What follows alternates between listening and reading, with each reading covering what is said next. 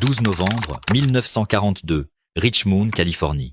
Un cargo complet de 440 et 1 pied de long et pesant 28 490 tonnes tout équipé et prêt à glisser dans la baie de San Francisco par les portes de Permanent Metals Corporation, chantier numéro 2. Le navire a été assemblé en seulement 4 jours, 15 heures et 29 minutes. Dans les chantiers navals traditionnels, des maîtres charpentiers passaient 6 à 8 mois à construire des navires de taille similaire depuis avant la Révolution américaine. Pourtant, ici, un Liberty Ship complet est prêt pour le service. Plus de 1000 ouvriers s'écartent de la coque du SS Robert E. Peary. Pas des charpentiers de marine traditionnels, pas des artisans maritimes expérimentés, mais d'anciens secrétaires, fermiers, femmes au foyer et manœuvres qui ont appris le soudage quelques semaines plus tôt. La foule d'officiels, de journalistes et de propriétaires de chantiers concurrents s'est rassemblée pour assister à un moment qui déclencherait une transformation profonde de la production industrielle. Une révolution systématique à travers l'innovation manufacturière américaine qui résonnerait pendant des décennies. Les mathématiques de la victoire alliée étaient en train d'être écrites, non pas dans des stratégies de bataille, mais dans des statistiques de production qui briseraient chaque supposition que les experts maritimes entretenaient sur les limites de la construction navale, les délais de construction et les possibilités industrielles. La transformation avait commencé le 27 décembre 1940 quand Henry J. Kaiser signa son premier contrat de construction navale. Un homme qui n'avait jamais construit de navire, jamais dirigé un chantier naval et avait passé sa carrière à déplacer de la terre et à verser du béton pour des projets de barrages massifs à travers l'Ouest américain. Pourtant, voici un magnate de la construction de 58 ans qui venait de promettre à la United States Maritime Commission qu'il construirait 30 cargos pour le gouvernement britannique en 2 ans. Les constructeurs navals traditionnels le rejetèrent comme un opportuniste naïf. Le Todd Bath Iron Works, l'un des plus anciens chantiers navals d'Amérique, avait accepté à contre-cœur de s'associer avec Kaiser sur le projet, assumant que leur expertise compenserait son ignorance. Ce qu'aucun d'eux ne comprenait, c'est que le manque d'expérience de Kaiser deviendrait son plus grand avantage. Parmi les observateurs se trouvait William Francis Gibbs, l'architecte naval américain le plus respecté, dont la firme Gibbs & Cox avait créé les plans Liberty Ship basés sur des conceptions britanniques. Il avait conçu plus de navires que Kaiser n'en avait probablement jamais vu. Le voyage du scepticisme à la Révolution commença dans les bureaux de planification de Todd Shipyards à New York. Alors que Kaiser et ses ingénieurs examinaient les procédures traditionnelles de construction navale début 1941, ils reconnurent immédiatement que les méthodes conventionnelles ne répondraient jamais aux demandes de guerre. L'ingénieur en chef de Kaiser, Clay Bedford, avait visité une chaîne d'assemblage Ford Motor Company à Detroit quelques semaines auparavant. Bedford avait regardé des châssis d'automobiles défiler sur des lignes de production avec des ouvriers installant des composants préfabriqués à chaque poste. Il était revenu en Californie convaincu que des navires pouvaient être construits de la même manière. Les constructeurs navals traditionnels considéraient cette comparaison comme absurde. Le premier vrai choc vint avec la proposition de Kaiser d'éliminer complètement le rivetage. La construction navale traditionnelle reposait sur des rivets, des broches métalliques chauffées qui étaient martelées à travers des plaques d'acier superposées pour les joindre. Une équipe de riveteurs qualifiés travaillant avec une coordination parfaite pouvait installer peut-être 100 rivets par jour. Chaque Liberty Ship nécessitait environ 1 million de rivets, si construits de manière conventionnelle. Kaiser proposa d'utiliser le soudage à l'arc électrique à la place, une technique qu'il avait maîtrisée en construisant des pipelines à travers l'Ouest américain. Le vice-amiral Emory Land, président de la United States Maritime Commission, examina la proposition de Kaiser avec un profond scepticisme. Sa correspondance privée conservée aux archives nationales révéla la réaction de l'establishment maritime. Le soudage n'a jamais été prouvé fiable pour la construction de coques à cette échelle. La marine britannique interdit le soudage sur les coques de navires de guerre. Kaiser propose de parier les lignes d'approvisionnement américaines sur une technologie non éprouvée. Pourtant, l'Inde reconnaissait aussi la désespération. Les U-boats allemands et les raiders de surface coulaient le shipping allié plus vite que les chantiers navals traditionnels ne pouvaient remplacer les navires. En 1941 seulement, environ 3,6 millions de tonnes de shipping allié iraient au fond de l'océan pour toute cause. La Grande-Bretagne mourait littéralement de faim. Les chantiers navals américains utilisant des méthodes conventionnelles nécessiteraient une moyenne de 230 jours pour construire un cargo unique. À ce rythme, les Alliés perdraient la bataille de l'Atlantique avant que l'industrie américaine ne puisse répondre. La décision d'approuver le contrat de Kaiser représentait non pas la confiance, mais la nécessité. Le chantier de Richmond s'est élevé des flattes de boue vides entre janvier et décembre 1941. Les équipes de construction de Kaiser, expérimentées dans la construction de barrages et d'autoroutes, ont érigé une installation qui horrifiait les ingénieurs maritimes traditionnels. Au lieu des grues de portiques massives et des cales de construction longitudinales qui caractérisaient les chantiers navals établis, Richmond présentait quelque chose de complètement différent. Le chantier était aménagé comme une usine d'assemblage automobile. Des zones ouvertes pour la préfabrication entouraient 7 cales de construction parallèles. Des voies ferrées serpentaient à travers l'installation conçue pour déplacer des sections d'acier massives pesant jusqu'à 150 tonnes. Des grues aériennes capables de soulever des sections entières de navires se tenaient tous les 100 pieds. John Riley, architecte naval en chef pour Bethlehem Steel Corporation et vétéran de 30 ans de construction navale, a visité le chantier de Richmond en mai 1941. Son rapport d'inspection, marqué confidentiel à l'époque, contenait des critiques techniques et une admiration à contre-cœur.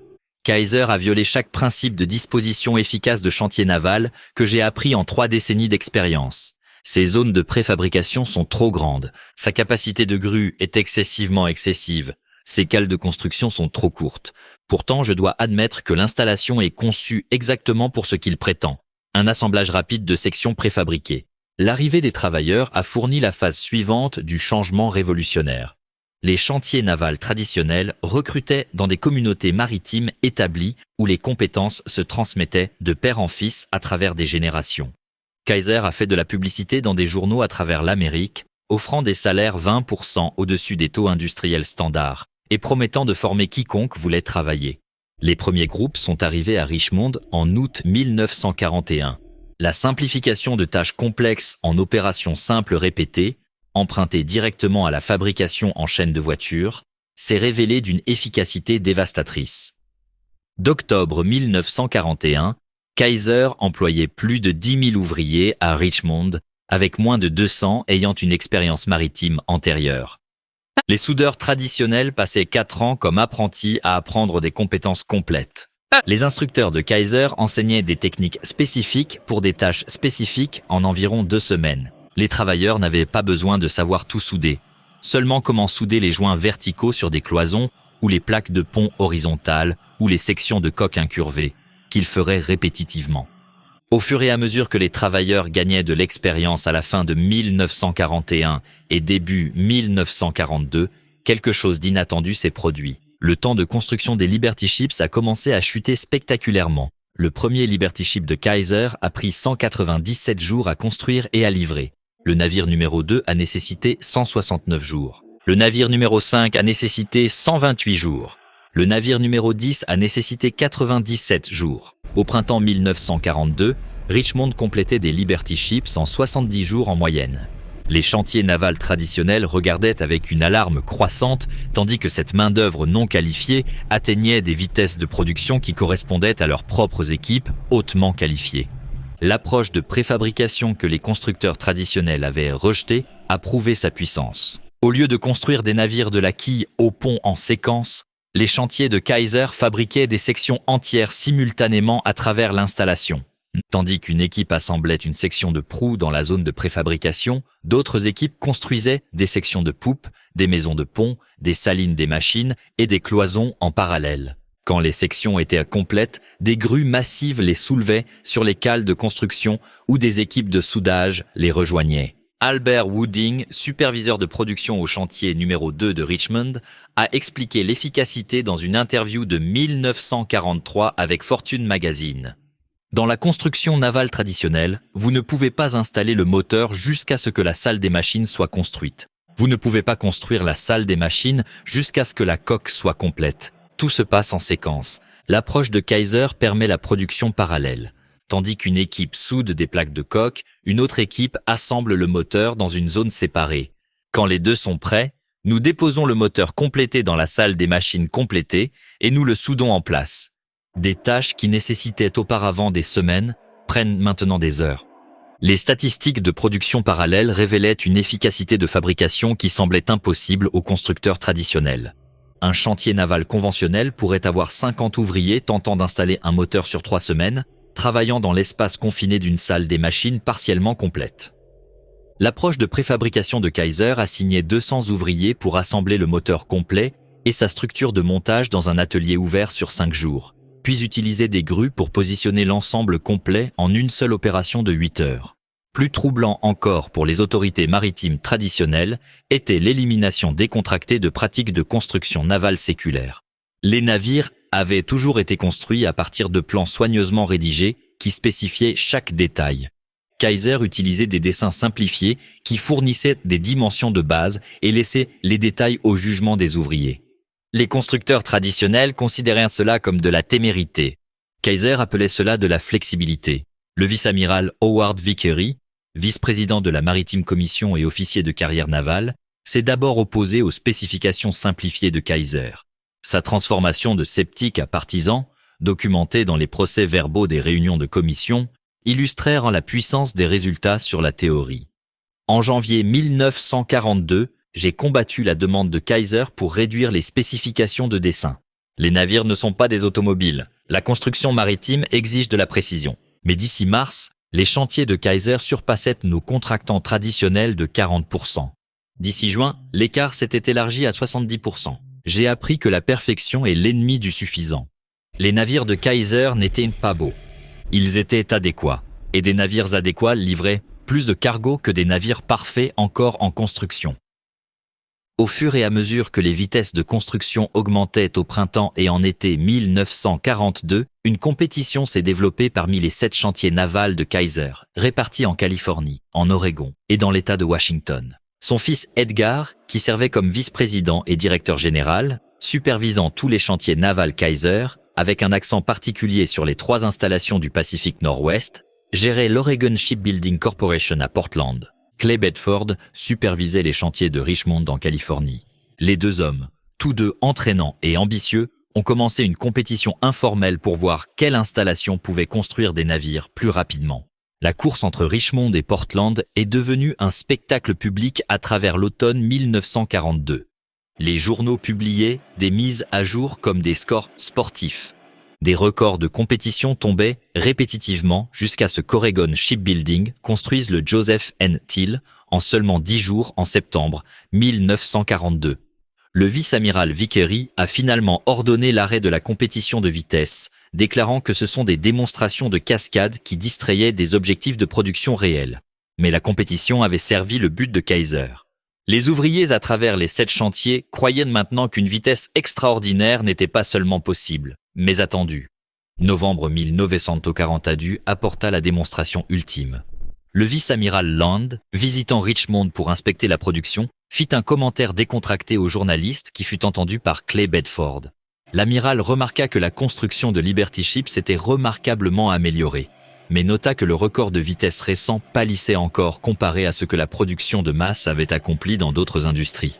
Bedford prit le commentaire comme un défi. Il proposa au vice-amiral Land que le chantier numéro 2 de Richmond tenterait de construire un Liberty Ship complet de la pose de la quille au lancement en moins de 10 jours, coupant le record du Joseph N. Teal de moitié. Land, sceptique mais intrigué, autorisa la tentative à condition qu'elle ne perturbe pas les horaires de production réguliers. Bedford sélectionna la 47e coque à être construite au chantier numéro 2 pour la tentative de record. Le navire serait nommé SS Robert E. Peary, en hommage à l'explorateur de l'Arctique. À partir du dimanche 8 novembre à 1 minute après minuit, plus de 1000 ouvriers opérant en équipe soigneusement coordonnée tentèrent quelque chose d'inédit dans l'histoire maritime. La stratégie de préfabrication atteignait son expression ultime pendant la construction. Chaque composant majeur avait été construit, inspecté et mis en scène avant que la quille ne touche la cale. La section de proue, comprenant plus de 50 pièces individuelles, avait été entièrement soudée et équipée du matériel d'ancre, des coffres à chaînes et des quartiers d'équipage avant que l'assemblage ne commence. La section de poupe incluait le mécanisme de gouvernail complet, l'arbre d'hélice et les espaces d'équipage arrière. 4 cales cargo complètes, chacune une structure rectangulaire massive d'acier calibré pour être soulevée en position.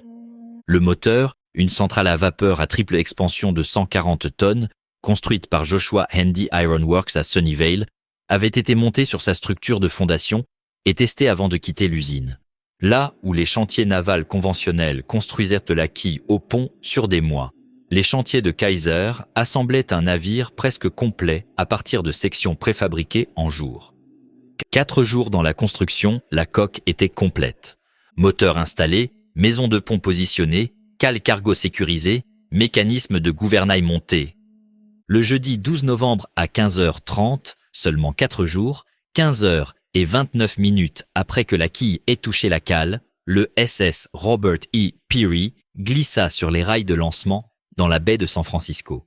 Le navire fut livré pour service le 15 novembre, établissant un record supplémentaire de 7 jours, 14 heures et 32 minutes de la pose de la quille à la livraison complète. La foule d'observateurs incluait des officiels maritimes, des officiers militaires, des propriétaires de chantiers concurrents et des journalistes de toute l'Amérique.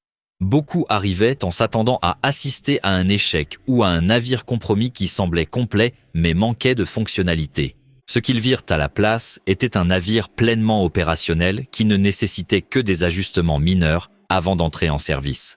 Le vice-amiral Land, présent pour le lancement, fit de brèves remarques qui furent enregistrées par les caméras de actualité.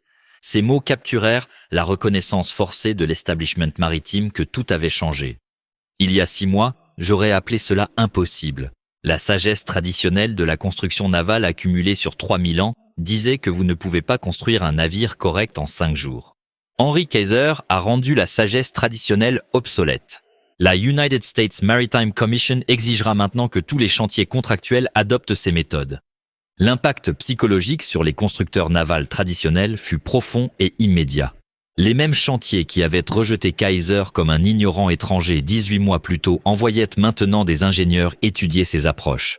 Le président de New York Shipbuilding Corporation, l'un des chantiers américains les plus anciens et les plus prestigieux, visita Richmond en décembre 1942.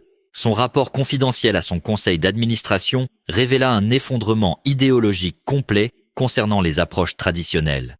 Kaiser a accompli ce que notre industrie considérait comme impossible en refusant d'accepter nos limitations. Il a traité la construction navale comme un problème de fabrication plutôt qu'une tradition artisanale. Il a simplifié là où nous avons cherché la perfection.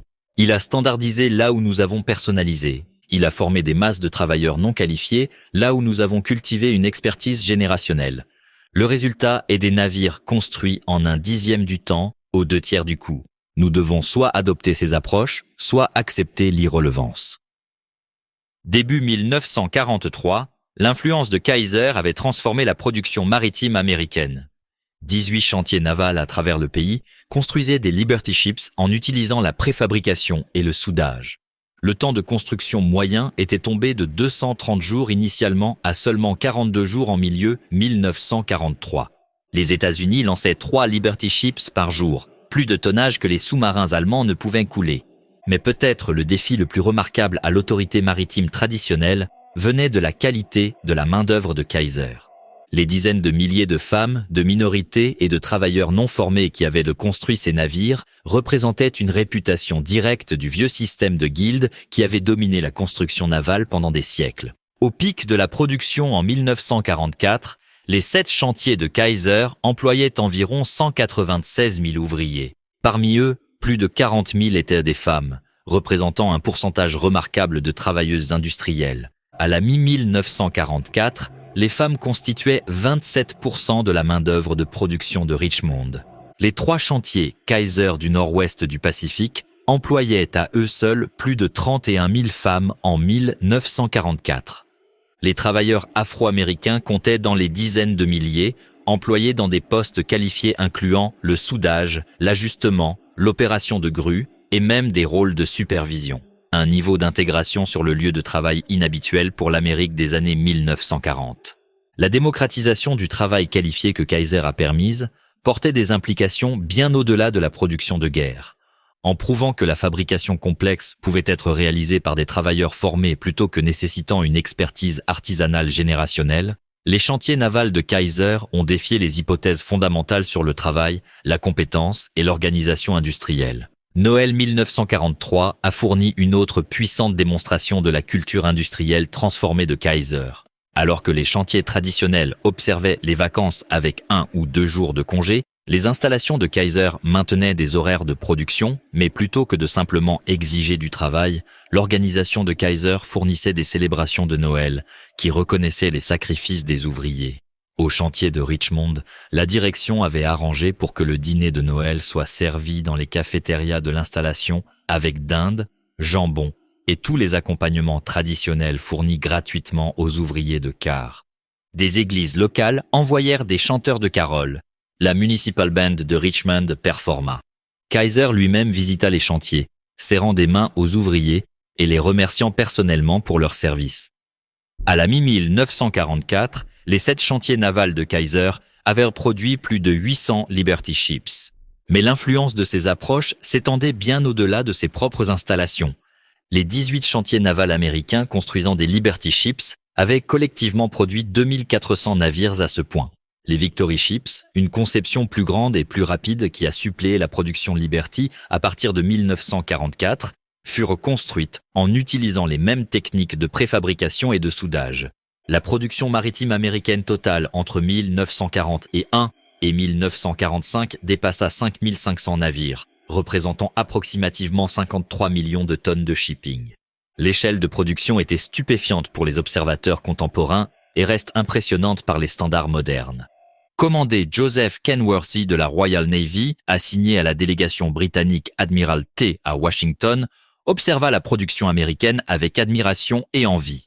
Ses rapports officiels à l'Admiralté, déclassifiés dans les années 1980, capturèrent la perspective britannique sur la domination industrielle américaine.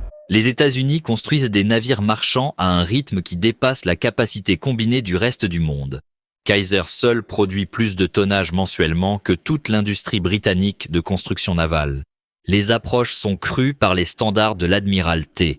Les navires sont inélégants, mais ils flottent. Ils transportent du cargo et il y en a des milliers. La Royal Navy a construit les plus fins navires de guerre au monde, utilisant le travail artisanal traditionnel nécessitant des années par navire. Les Américains construisent des navires adéquats en semaines. Adéquates multipliées par des milliers bas parfaits, multipliées par des douzaines. Mais peut-être l'aspect le plus remarquable de la transformation de Kaiser fut ce qui se passa après la fin de la guerre.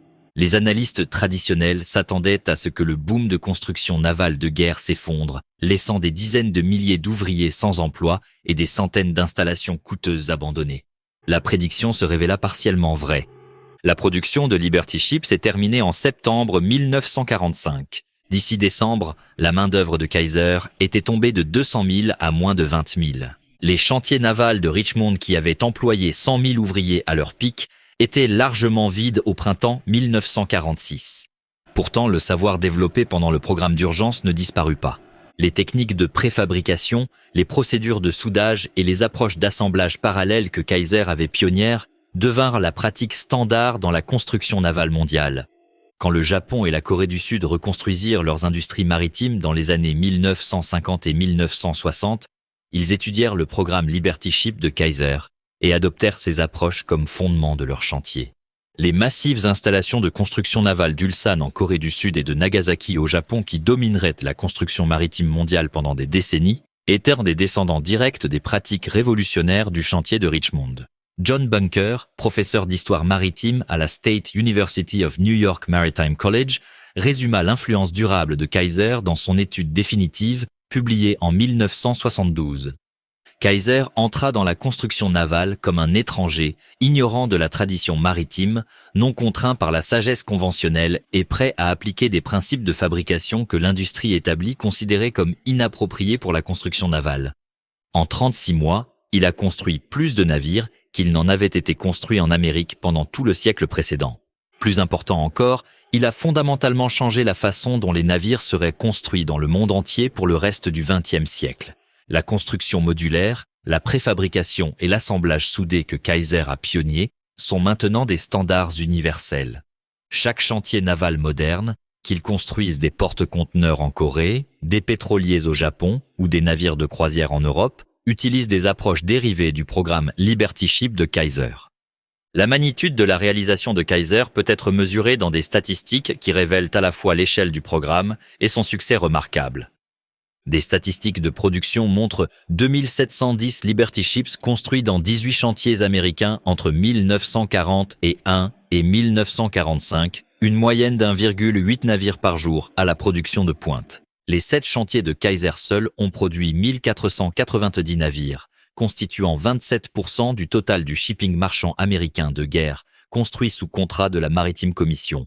Le temps de construction est tombé d'une moyenne de 230 jours pour les premiers Liberty Ships en 1941 à 42 jours en 1943, avec le détenteur de record Robert E. Peary nécessitant seulement 4 jours et 15 heures de la pose de la quille au lancement. L'efficacité de la main-d'œuvre s'est améliorée dramatiquement à mesure que les ouvriers gagnaient de l'expérience. Les premiers Liberty Ships nécessitaient approximativement 1 100 000 heures de travail pour être complétés. D'ici 1943, les heures de travail moyennes étaient tombées à approximativement 486 000 par navire. Les chantiers les plus efficaces de Kaiser, Richmond numéro 2 et 3, atteignaient la construction en aussi peu que 350 000 heures de travail, en utilisant des horaires de production 24 heures sur 24 en 3 équipes et en maximisant la préfabrication. L'efficacité des coûts correspondait aux améliorations d'horaires. Les premiers Liberty Ships coûtaient approximativement 1,75 à 2,0 millions de dollars chacun. D'ici 1943, les coûts étaient tombés à 1,8 million de dollars malgré la hausse des salaires et des prix des matériaux, reflétant l'efficacité améliorée et les effets de courbe d'apprentissage. Chaque Liberty Ship déplaçait 14 245 tonnes pleinement chargées et pouvait transporter 10 800 tonnes de cargo. Les navires pouvaient transporter 2840 jeeps, 440 chars ou 230 millions de cartouches en un seul voyage. Propulsés par des machines à vapeur à triple expansion, délibérément vieillottes mais fiables et faciles à fabriquer, les navires atteignaient des vitesses de 11 nœuds, adéquates pour les opérations de convoi. La statistique ultime, une victoire en tonnes. 2710 Liberty Ships construits. 1,8 navires par jour au pic, 1490 sorties des 7 chantiers Kaiser, 53 millions de tonnes produites. Coût divisé par 2. Durée de vie, 5 ans prévus, 30 ans réels. Dernier en service, SS Albert M. Bow, transformé en usine de poissons en Alaska, toujours visible en 2024. Ce que Kaiser a vraiment changé. Il a prouvé que l'industrie peut être créée en 24 mois. Les non qualifiés peuvent surpasser les maîtres. La vitesse peut être une arme stratégique, la démocratie industrielle bat l'élitisme artisanal. La phrase qui résume tout. Avant Kaiser, on croyait qu'un bateau ça se construit. Après Kaiser, on a compris qu'un bateau ça se fabrique, comme une Ford. Épilogue, le message final. Les Liberty Ships ne transportèrent pas que du blé, du jerrycan ou des tanks. Ils emportèrent la preuve vivante que l'impossible n'est qu'une habitude, que la tradition n'est pas une vérité, et que quand on organise le génie collectif, on peut construire l'invincible en 4 jours avec des gens qui n'avaient jamais vu la mer. C'est l'héritage Kaiser, une révolution qui a commencé dans la boue de Richmond et qui navigue encore dans chaque chantier moderne et dans l'esprit de celui qui ose dire « Pourquoi pas nous ?»